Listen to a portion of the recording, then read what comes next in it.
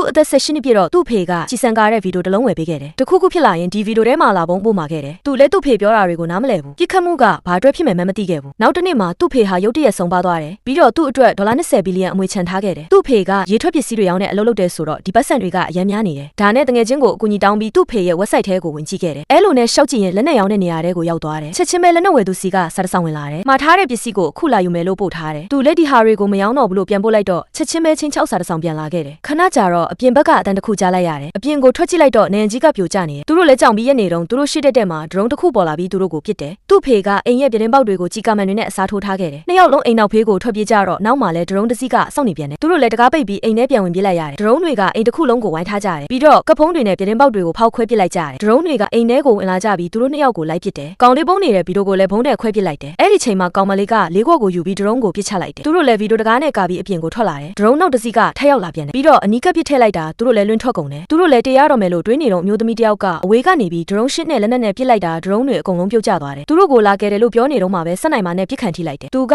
ပစ်စတိုကိုကောက်ဖို့လုပ်တော့စက်နိုင်ပါကပစ်ထုတ်လိုက်တယ်သူလည်းမှန်ခွဲတစ်ခုကိုယူပြီးတမျက်စိနဲ့ချောင်းကြည့်တာပစ်ခံရပြန်တယ်ပြီးတော့မှန်ကိုပေါ်ဖက်ကိုထောင်လိုက်တဲ့အချိန်မှာစက်နိုင်ပါကလွဲသွားတယ်သူလည်းစက်နိုင်ပါရဲ့ဒီနေရာကိုတိသွားပြီးရေခဲတက်တာအပေါ်နေရာကစက်နိုင်ပါမမြင်တဲ့နေရာဆိုတာသိပြီးအပေါ်ကိုတက်လိုက်တယ်အပေါ်ကနေခုန်ချလိုက်တော့စက်နိုင်ပါလည်းလွဲချော်သွားခဲ့သူလည်းပစ်စတိုကိုသွားကောက်လိုက်တယ်လက်မမီတော့ဆိုဖာကိုလန်ချလိုက်တယ်အဲ့ဒီချိန်မှာသူ့ဖေးဝတ်ထားတဲ့စက်နိုင်ပါတလက်ကဆိုဖာအောက်မှာရှိနေခဲ့တယ်သူလက်ချက်ချင်းကြည့်ဖြစ်ပြီးစက်နိုင်ပါသမားကိုပြန်ပြီးကောင်တာထောက်ပြီးပစ်ချလိုက်ပါတယ်